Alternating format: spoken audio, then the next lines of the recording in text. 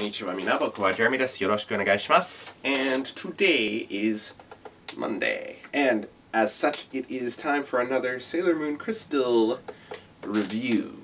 My hair is ridiculous today, so I've got a hat on. Just because I woke up not too long ago, and yeah. So, let's get started, shall we? So, my notes seem to be getting smaller and smaller, which means that they are kind of sticking more to the plot of the book than what they did before, which isn't necessarily a bad thing. Like, it's actually coming along really, really well. Today we're discussing, of course, Act 35, Infinity 9, Infinite Labyrinth 2.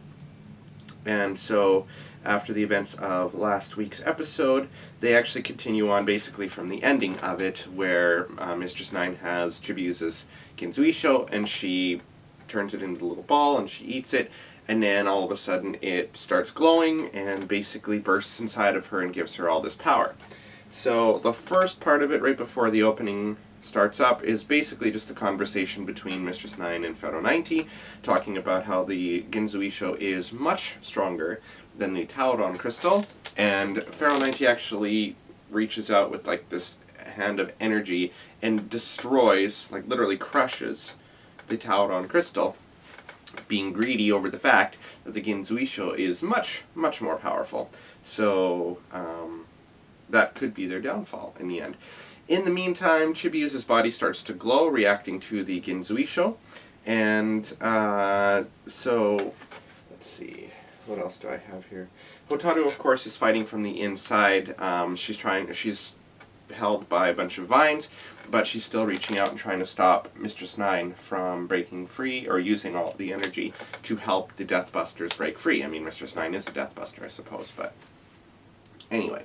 So, she manages to do the same thing that Mistress 9 did to her, making her head feel like it's splitting open, and basically holding her back from being able to use the true potential of the Ginzuisho. And I have a feeling that it's partially Hotaru's spirit that is also waking up Chibiusa, and, or not waking her up, but, like, helping her kind of inside the darkness and guiding her to the Ginzuisho, which she meets up with, which is why the power is fading inside of Mistress 9 a little bit, because Chibiusa is kind of regaining control of it. Hotaru comes along and promises to protect her, and the one major change is all throughout the manga part.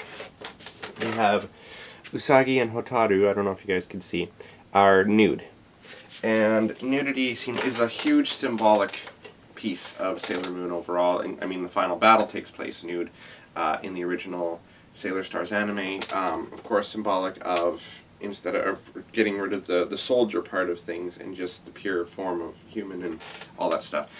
They kind of cut that down in this episode, and I think it's because there's been a lot of Yuri overtones between Chibiusa and Hotaru, to some degree. But really it is more just friendship, and of course this show is more, they're kind of going towards the safer side of things, I think. So with the younger kids, like Hotaru and Chibiusa, they're keeping them with like little dresses and stuff on, but later on, when Super Sailor Moon and the Outers are in the elevator and all that stuff, Sailor Moon is nude for a moment as she's talking about the silver crystal, but we'll get to that later. So, Hotaru says she's going to protect Chibiusa. Chibiusa says she feels it's kind of like her mother, but it's not, it's something different, and in reality, Mamoru realizes that somebody's protecting Chibiusa's soul, and so he's like, oh, okay, what the hell's going on? Meanwhile, the Senshi are at the Mugen Academy, and they're looking around, nobody's there, which is good. They've all either left or become demons or whatever. And so they're going around. There's no mention of Sailor Moon looking out the window and seeing the Sankasu and Tokyo Bay, and just a glance looking at the empty buildings and kind of reminding her of the premonition of the world being destroyed. But basically they talk about how they have to get to the lower part, the laboratories and stuff. Neptune suggests it. Venus suggests that they split up. So the inners are going to go and check out from floor 56 down, and the outers take Sailor Moon to go to the laboratories down below. And Sailor Moon has a bad feeling about this pretty much from the beginning. Now, this is where the episode does take a turn And I think it's kind of for the better. They glossed over some parts in order to focus on the actual story of Professor Tomoe. And you kind of touch on it in the manga. Like, he does talk about how he's a cybergeneticist. He's using pharmaceuticals and cybernetics and stuff. He's been able to make these things. And it was all possible because he was chosen. There was an experiment that he was doing, and there was a huge explosion which killed his wife, and of course left Hotaru with bad burns on her body. So he was going to work on trying to fix her body for her. And Kaorinite was his assistant. And, let's just change the battery pack. My battery is dying. That's not good. Okay. Let me see if I can plug it in, actually, and I will be right back.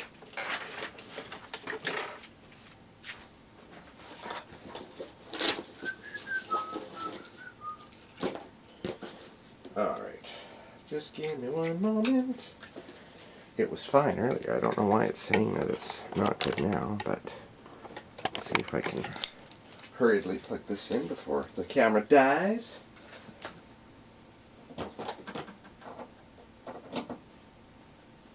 Are we good?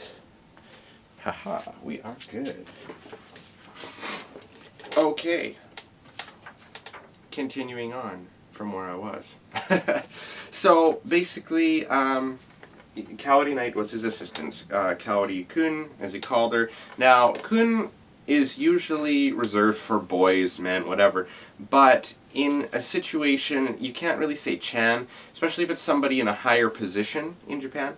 So kun can be used for people, women in a higher position, I suppose. And therefore, that's why he calls her Kaori-kun, as opposed to Kaori-chan. But san would do the same sort of a thing. But anyway, Kaori-kun kind of works.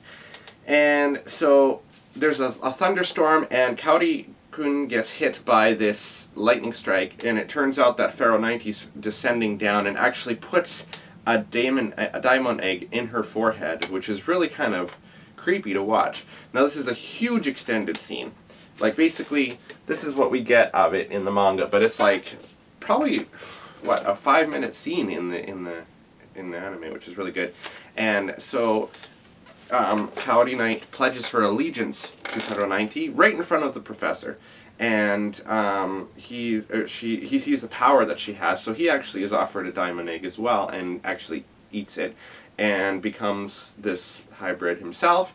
And then they offer, Pharaoh 90 offers the egg of Mistress 9, which Professor Tomoe decides to give to Hotaru, and have it incubate inside of her. So then he talks about how he was able to make beautiful specimens, and you see the Witch's 5 in this chamber kind of incubating in there, I suppose. And basically we get his whole story of this is why he's this mad scientist. And finally he's got that really insane laughter. Not quite on par as what we had in the original anime series, but it's a pretty close second. So then it goes back to the outer senshi with Sailor Moon inside the elevator. Now in the manga, Sailor Moon feels really queasy, and Sailor Pluto's like, oh my god, are you alright? And Sailor Moon's like, oh, I feel sick. And then they have this really, really interesting conversation about how Sailor Moon is scared every time it comes to fighting an enemy. She's scared about it, and she's scared of having to fight alone. To which point Uranus, Neptune, and Pluto give their stories of how they've always been alone. And I loved the imagery that they had throughout the whole episode. I mean, when Chibiusa was being chased by whatever, there was that really dark energy, just the way they did it, to the planets and the way they were shown. Uranus, Neptune, both having the rings around them. A lot of people forget that Neptune has rings. But they had that, and it was just beautifully rendered and well done. And talking about how they've always been alone, but they've always been able to get the image of their beautiful queen and princess from the Silver Millennium, and it always gave them strength. And then they're hit by this huge thing of darkness, basically, and it separates them, and Sailor Moon's alone, so her very fear. But she remembers the words of the Outers and how there was always a guiding light and how their hearts were always together, at which point Sailor Moon is nude for a moment, and she's thinking to herself, you know what, I have this light inside of me, and I get this light from everybody's hearts together, which again is another key thing that we're going to have a little bit later. So she manages to use Rainbow Moon Heartache, and it does something a little different. It doesn't have all those spirally hearts. It's just a giant light thing, and it basically snaps them out of this illusion, and they're back in the elevator, and the outers are like, see? It's this light. This light is what guides us, and you just used it. There you go. So, the elevator lands, and they're at the laboratory, and Professor Tomoe and a bunch of Daimon are waiting for them, and he's like, welcome to my laboratory.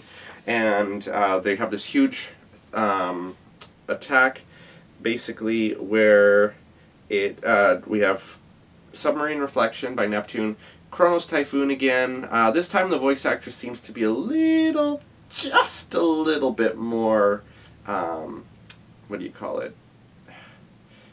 In the moment with it, instead of last week where it was like Chronos Typhoon. It was more like Chronos Typhoon, like a little bit more energetic and interesting, but that's not saying very much. I really wish it was something more like the musicals did. Chronos Typhoon! Like something big like that, but maybe they're going for that whole thing of it's this gigantic attack. You know, let's just kind of say a little bit, you know what I mean. But anyway, Sailor Moon's like, no, we don't want to fight you here. Where's Hotaru-chan? And Professor Tomoe's like, she's probably offering the power to Pharaoh 90. Duh. And not quite like that, but like really big and mad scientisty, laughy, and all that stuff. And they're like, what the hell? And so then they attack. Professor Tomoe turns into this giant, perfect Daimon and starts attacking them. And Sailor Uranus uses Space Sword Blaster, but Sailor Moon tells her to stop because this is Hotaru's father. And Uranus is like, no, it was her father, but he's been vesselized. He's no longer human. And then Uranus gets attacked and thrown to the side.